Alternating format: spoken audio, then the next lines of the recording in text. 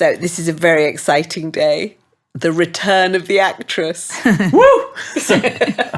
Loud noises. Blow the Loud microphone. noises. So Nancy Carroll, who founded this podcast in its first incarnation as the actress said to the Critic, has returned Yay! as part of its new incarnation as the WhatsOnStage podcast with me, Sarah Crompton, who is still a critic. And me, Alex Wood, who is an interloper into the new. But what's interesting is that Nancy isn't even just an actress for this one. She is actress, stroke writer, stroke creative visionary. I feel I've still got imposter syndrome. I feel like that's everyone's like, no, it's all right. Just a sort of passing fancy. No, but it is so brilliant because the cabinet minister, which is at the Menier Chocolate Factory for 3 more weeks from the point at which we're recording this. I mean, you did tell me about it in the kitchen. Yes. Before an episode that we were recording. And it's had, a long gestation and has been, because I remember you getting this script out and saying, I'm going to do this. And what do you think? And you had imposter syndrome then. Yes. But it has been an absolute triumph, Nancy. There is no doubt. 5-star reviews all round. Yeah. What made you think that you wanted to do it, to adapt Arthur Pinero? Well, I don't know really. I suppose it was one of those things that it had its own momentum and I didn't interrupt the momentum.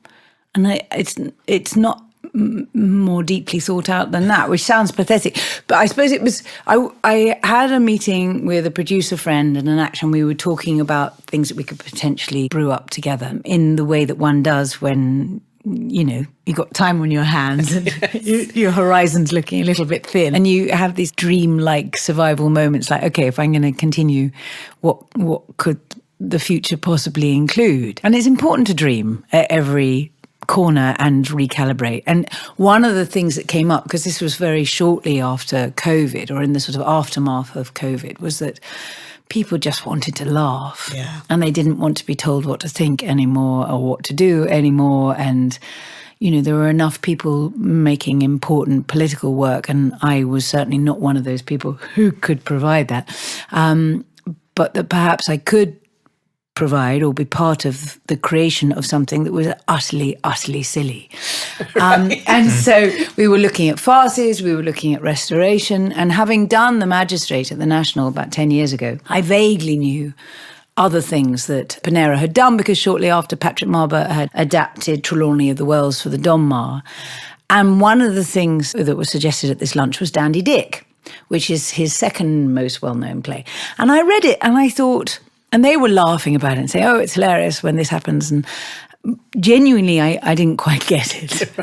It's a gambling... Is it about an actress again? No, it's a gambling vicar and a horsey sister. Okay. And lots of sort of fanar jokes. And I didn't quite get it. But I started looking at his other work. And one of the things that was suggested, like if we're going to do one of his plays that's a little bit male in its take on the world, it really ought to be a woman adapting it and and then I had that sort of moment of, well, I'm a woman.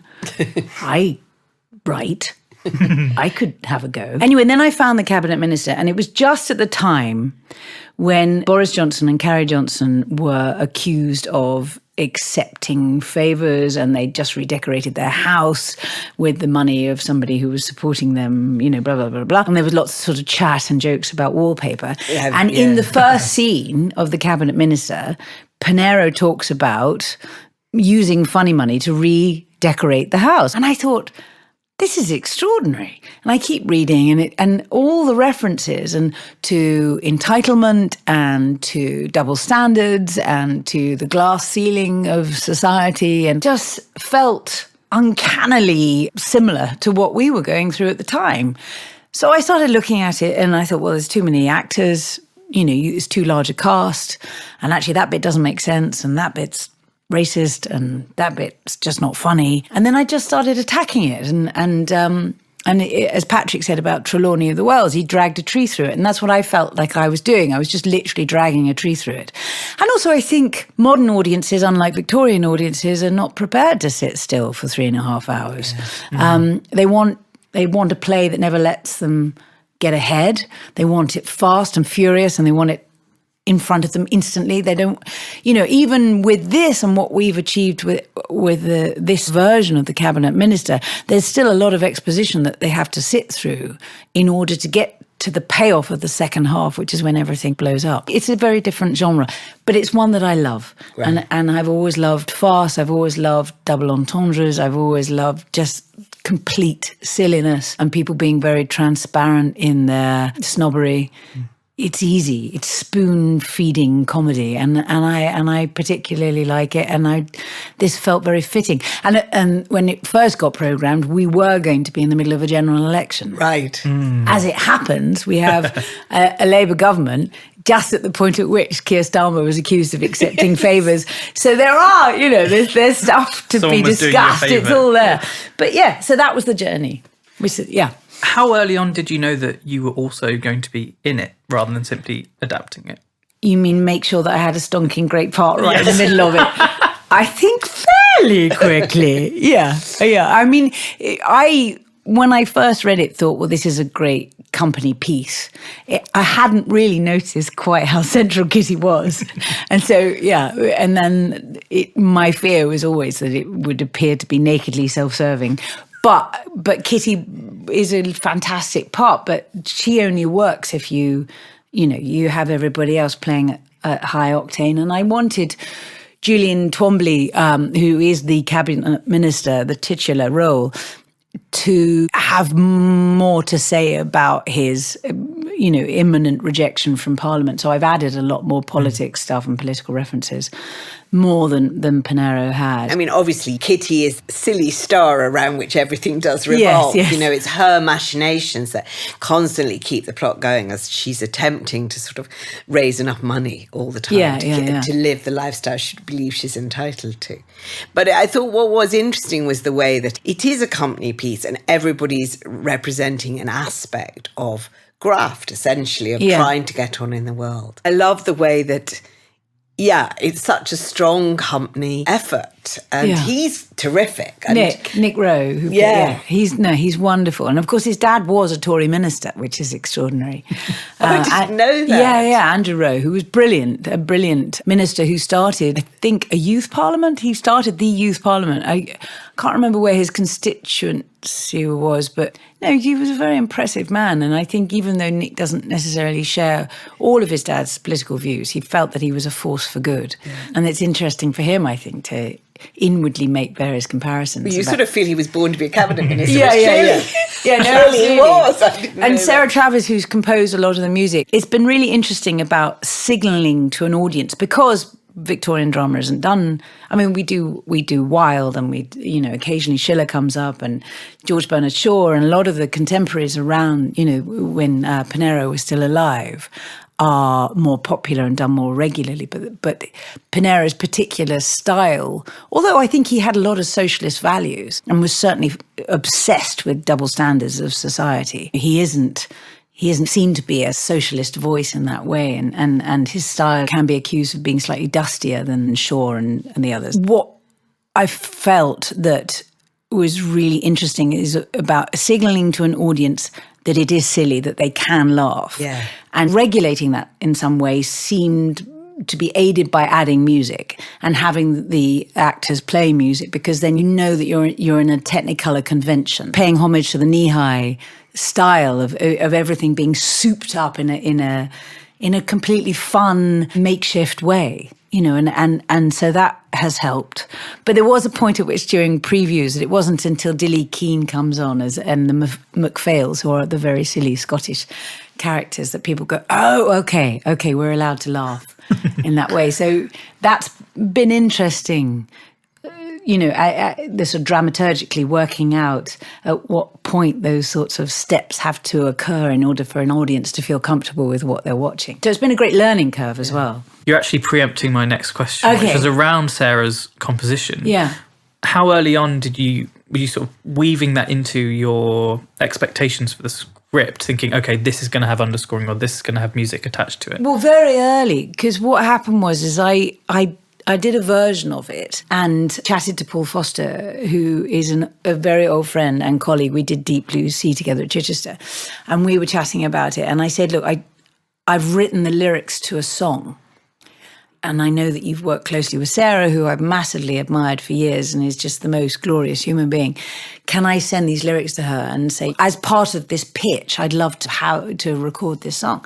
So we wrote a sort of epilogue patter song. But in the end, what happened was we didn't include it because it seemed to be saying what we'd already said with what we have now achieved by doing the play. But at the time, we didn't know whether that would work or whether anybody would pick it up. So in effect, what we recorded was a sort of treatment. But the song exists and she composed the music for that. And we did that, gosh, a year and a half, nearly 2 years ago. Yes. So I recorded that with a friend and then that's what we sent out to everybody. And it was only that when I was doing Marjorie Prime at the Menier and I showed it to David and said, if you have a moment, could you read this and give me some feedback? And then he came back and said, let's do it next year. So that, it's all stroke of luck after stroke of luck. I mean, Sarah is incredibly busy, but she found the time to compose the music. David is incredibly busy, but he found the time to read the script. So I feel very lucky that one positive outcome has led to another and that we've got to this place. It is sheer luck, really. Well, the other a coincidence of timing, in a sense, with it was that in the middle of the run that Maggie Smith died. Yeah. And one of the things that I found so fascinating reading about Maggie Smith, which I'd always known because, a huge admirer, was of course her background and her starting point is very light comedy stroke farce. I mean, that's where she came from. And one of the reasons she had such extraordinary precision of timing as a serious dramatic actress was that she knew how to time a laugh always. And I think that's really interesting about how, the theatre ecology has developed, that farce has become one of the difficult forms and people don't do it so often. I don't quite know why. I mean, maybe people are scared of just laughing at serious things or maybe it's just that they don't sell in the same way. And I must say, part of the joy of seeing the Pinero was that you and all the cast and Paul, the timing of it is almost musical. It is that kind of sense of just how you land lines all the time. Yeah. It's really interesting to come back to that form. The National are about to do it, of course, with The Importance of Being Earnest, which written almost exactly the same time. Yes, which I absolutely. quite realised till I read the programme. Did it take a bit to tune up almost to get that farcical pace going?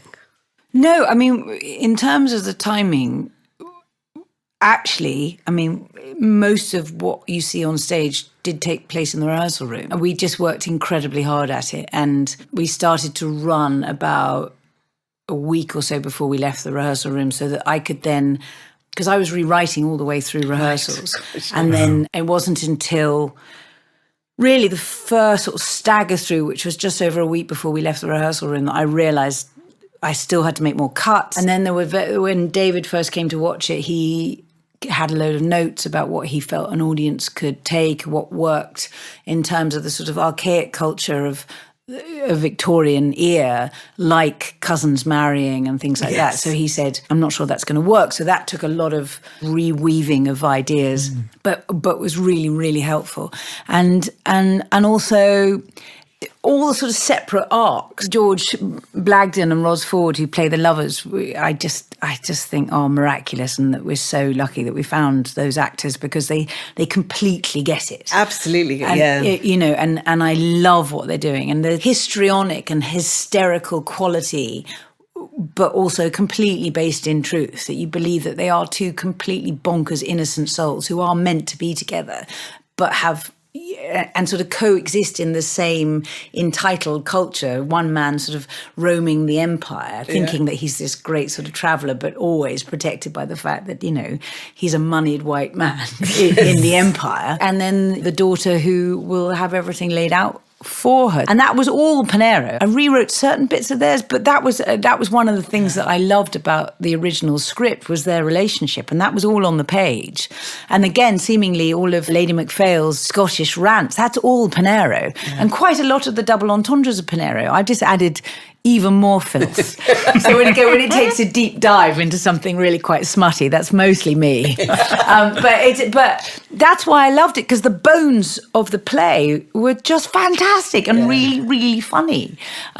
It was just a lot of over explaining and watching the lovers' scenes, which there were 3. He tended to zigzag back and forth and back and forth. Oh no, I can't possibly. And so I took quite a lot of that out. So he only does it, once or twice. Yeah. But the timing, really and truly, Paul worked so hard, and he and I, you spent all the weekends rewriting stuff and relooking at stuff, and and I go and I think that's not working. He'd take it to people, and also what was really lovely, having been an actor, on the receiving end of new lines with a new play, I wanted to be able to say to the actors, if it doesn't sound right, tell me. If you want something else, tell me. If it's too much, tell me. Make it your own. Take the ball and run with it. That's how this works, I think, is if we all take complete ownership of this.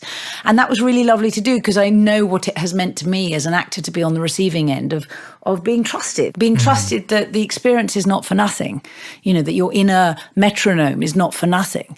And so that was so lovely as a company, we were able to take it and put it on the stage as a happy dozen. It was very much a collaboration, which was great. No, it was funny. The number of times I've been into rehearsal rooms and actors have spoken about how useful it is to have the writer in the room that they can consult about intention or thought behind a certain line, or consult about whether or not they can tinker with it or change it slightly. For you, was it you deliver a line and then you think, oh no, maybe that doesn't work, should we try it a different way? Or was it was there more regimented, like you'd go away, rewrite and then present? Or was it just a mixture of all of that? It was really exciting. It was really in the room. And when we do something and then someone would say, hang on, that makes no sense. And we go, okay, well, what if you say the line? And actually that doesn't work. Yeah, and so we just play in the space, which was great. It was a bit of a tightrope for me at certain points. That I didn't want at any point to become matriarchal and go, I'm in charge, because I want to be in a company with these people and I want to be on an equal footing with them. And there was, after David Babani had been, and we had to take out the big sort of cousin gate. There was that was the big rewrite, and so that was coming back on a Monday morning and saying, "Look, I can only apologise." Wow. And actually, for the most part, everybody said, "Actually, this makes more sense to me," and they. Well, that's what they said. I hope they meant it. I think they did. They said, that we're up for this and we understand what the process is. And also that thing of genuinely, how does it fit in your mouth? And it was really, really lovely that everybody was up for that. And Paul would come back and say, oh, we've just rehearsed this scene. They don't like that line. Can we try something else? Or they've cut that. Is that okay? And I'm like, yeah, go for your life. It's brilliant. Yeah. Before in our incarnation of the podcast, we'd always talked a lot about how to revive things and how to make old plays live in new ways. And I do think it's wonderful with Pinero that it does roar back, this sense of, the way it's staged, and because it is Victorian, but fast and very funny and absolutely understandable. And because it does reflect onto modern times, it feels really lived and fun and just lands so well. And I think you're right that the achievement of it is to get those lines into people's mouths. And it did make me think, I always used to like restoration comedy growing up. I find it harder now. Yeah. And I thought, I wonder if there is a way that you could take a slightly more radical approach to these plays and just kind of free them up so that they become funny again. I mean, it's that funniness that you want. We did talk about whether or not it was worth changing the sort of period of it.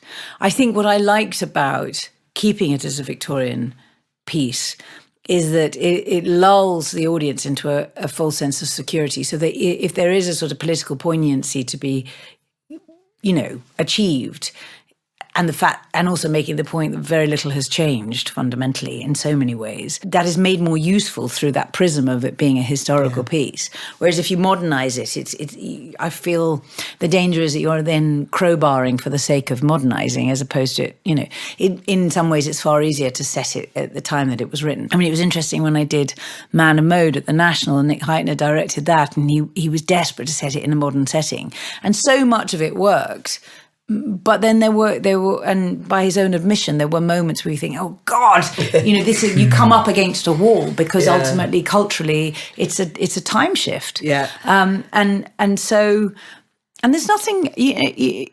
I think it's good to play around with historical settings, because then it gives you something for nothing. And also I think it reminds us, it was interesting, even doing Rattigan and things like that, you're reminded constantly about how little has changed, and that the costumes, the set, the politics, we're on a loop, and very little changes. And despite the sort of archaic nature of old speak, the feelings are the same, the tragedies are the same, the human dilemmas are the same. Yeah. And we're always jumping through hoops of some kind. And that constant Victorian sense of facing ruin, which I think is really interesting. I mean, that sense of respectability that might at any moment be undermined, I think is incredibly sort of relevant to how people preserve reputation and so on. Well, particularly now with the chasm between rich and poor. Yeah. I was at a do recently, and I was being told that socialism was a farce, and that there was no point in anybody supporting anybody, and why should there be an arts council and all this sort of stuff. And I did. My red mist did descend a little bit. So I basically sat next to this guy and I said, okay, let me give you this business proposition. And I basically sold him the idea of a workhouse, and he thought that was rather brilliant. And then so I sort of said, you realise what I've just described as a Victorian workhouse? And he said, well, it sounds like a brilliant business proposition. And I thought, wow, okay, so I'm not that far off the mark. It's a danger. It's a real danger. We're at a massive sort of pitchfork revolution moment, except the British traditionally don't take to the streets. But I think it's poignant for a reason. Yeah. We're in danger city here, and all of that stuff is. Pinero was not writing, purely for comedy's sake. He was trying to make a point, and the point still stands. I was going to say, the one thing that struck me in terms of political drama is that the sense of disillusionment that seems to exist irrespective of which party is occupying number 10 Downing Street or a certain side of the House of Commons. That disillusionment has not disappeared at all. Yeah. And the idea that words are seemingly meaningless to the vast majority of people, that the message takes second place to the vibe, so to speak. That must change how we then deliver culture that is political in its nature or discusses things that are political. Well, it depends, doesn't it? I mean, I think that Sarah and I, over the 2.5 years that we chatted about this a lot, we talked about the nature of creativity for its sake, or creativity that has an end in sight, and how a creative process that is interrupted because it is either desperate to make money, or desperate to make a point, or desperate to fit in, or desperate to get a particular audience is end gaining in a way that it does change the nature of the beast, and it means that you lack some kind of purity. And then when something is created purely for the sake of itself, it often has its own zeitgeist because people respond to it. It has an honesty. Mm. Unfortunately, we exist in a world which culturally is hard up, and so you have to make clever choices about what you put in theatres, what music you make, what art you put on the walls, what exhibitions you arrange, all that sort of stuff. So it's foolish and naive to suggest that you can do that all the time. It's interesting. I remember Nick Heitner during COVID. There was an article he wrote, and he said that he fully expected everybody to bounce back after the pandemic, and for it to be the Roaring '20s, because that was what came out of the Depression, was this extraordinary creative surge. And certainly I think there's a younger generation who are changing the rules all the time around language, around expectation, around, just crowdfunding, about making things happen, because just through necessity.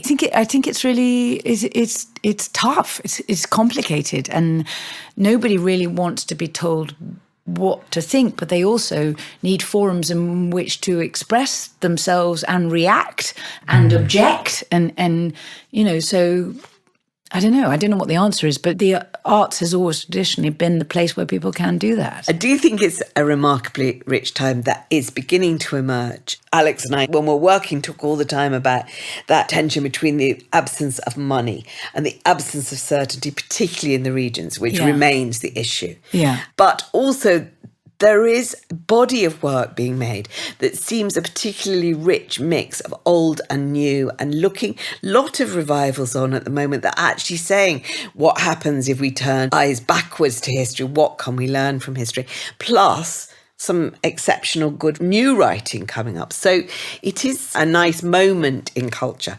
And I do hope that the Labour government will continue to support and will recognise that, the creative force of this country. Yeah. And just not the most elegant segue from one to the other, but one of the reasons that you stopped doing the podcast was that you were much busier, which is really very nice. And your next bit of busyness is, I believe, with the RSC, who are an example of new energy, new excitement under Daniel Evans and Tamara Harvey. Absolutely.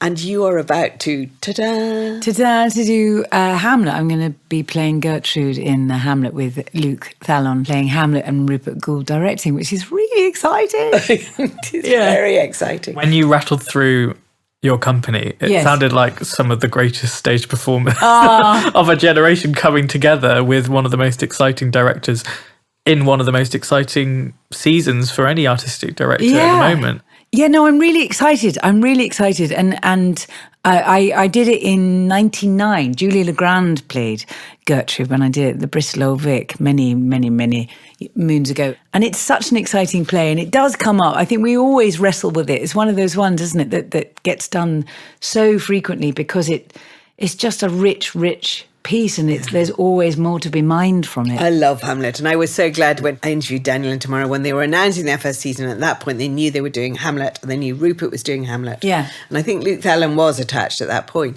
but nothing else had obviously been announced.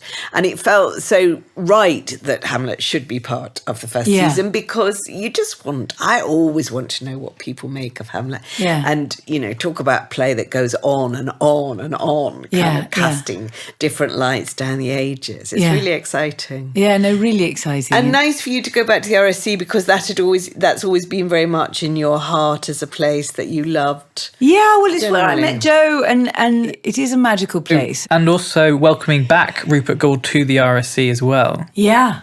I mean, I didn't get to see, I think I just had Artie when he was there. Joe was there doing a season, and he was doing The Merchant of Vegas. And that was the last time he was there. So it was that 2011. I must have literally just had Artie. And Joe was there doing Nancy Meckler's Midsummer Night's Dream. Oh, gosh. Yeah. And various other things. I can't remember. So that, a while ago, 13 years ago. So he hasn't been there for 13 years. So that's a big deal. But he's an associate director there. Is that right? He was back then when he was doing... Under Michael Boyd. Must have been. Right. Yeah. Okay. Yeah. Yeah, and I suppose he's been busy running the Almeida ever since, really. He has had a few goes at Hamlet, which is also, well, maybe a few goes. He's had one go at Hamlet. Yeah, with Tobias Menzies a while ago. Which I see. And now currently opening Tammy Faye in New York. Yes, which we talked about last week. Oh, did you? Okay. Yeah. No, but he's just such an exciting director, I think. I've never worked with him before, but know him. And for those of your fans who are currently missing you, it is Nancy Carroll month. Because November, you can see her in The Cabinet Minister, but you can also see her in The Diplomat, modern version of Pinero, about the goings-on. I feel a bit shy because I'm literally fleeting, blink and you miss it. But it is a brilliant...